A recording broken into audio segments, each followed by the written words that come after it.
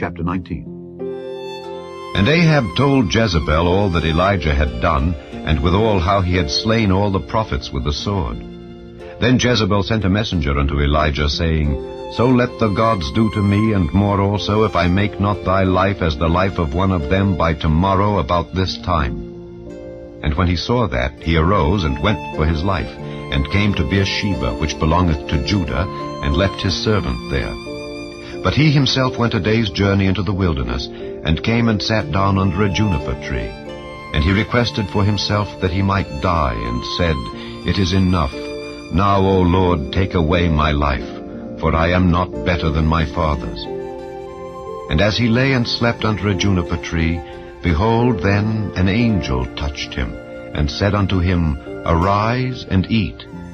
And he looked, and behold, there was a cake baken on the coals, and a cruse of water at his head. And he did eat and drink, and laid him down again. And the angel of the Lord came again the second time, and touched him, and said, Arise and eat, because the journey is too great for thee. And he arose, and did eat and drink, and went in the strength of that meat 40 days and 40 nights unto Horeb, the mount of God. And he came thither unto a cave, and lodged there. And behold, the word of the Lord came to him, and he said unto him, What doest thou here, Elijah? And he said, I have been very jealous for the Lord God of hosts. For the children of Israel have forsaken thy covenant, thrown down thine altars, and slain thy prophets with the sword. And I, even I only, am left, and they seek my life to take it away. And he said, Go forth and stand upon the mount before the Lord. And behold, the Lord passed by, and a great and strong wind rent the mountains, and brake in pieces the rocks before the Lord. But the Lord was not in the wind. And after the wind an earthquake, but the Lord was not in the earthquake. And after the earthquake a fire, but the Lord was not in the fire. And after the fire a still small voice. And it was so when Elijah heard it, that he wrapped his face in his mantle, and went out, and stood in the entering in of the cave. And behold, there came a voice unto him, and said, What doest thou here, Elijah?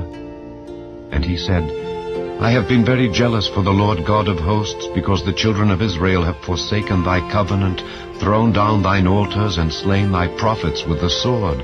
And I, even I only, am left, and they seek my life to take it away. And the Lord said unto him, Go, return on thy way to the wilderness of Damascus. And when thou comest, anoint Hazael to be king over Syria. And Jehu the son of Nimshi shalt thou anoint to be king over Israel. And Elisha the son of Shaphat of Abel-Maholah shalt thou anoint to be prophet in thy room. And it shall come to pass that him that escapeth the sword of Hazael shall Jehu slay, and him that escapeth from the sword of Jehu shall Elisha slay. Yet I have left me 7,000 in Israel, all the knees which have not bowed unto Baal, and every mouth which hath not kissed him. So he departed thence, and found Elisha the son of Shaphat, who was plowing with 12 yoke of oxen before him, and he with the 12th. And Elijah passed by him, and cast his mantle upon him. And he left the oxen, and ran after Elijah, and said, Let me, I pray thee, kiss my father and my mother, and then I will follow thee. And he said unto him, Go back again, for what have I done to thee? And he returned back from him, and took a yoke of oxen, and slew them, and boiled their flesh with the instruments of the oxen, and gave unto the people, and they did eat. Then he arose, and went after Elijah, and ministered unto him.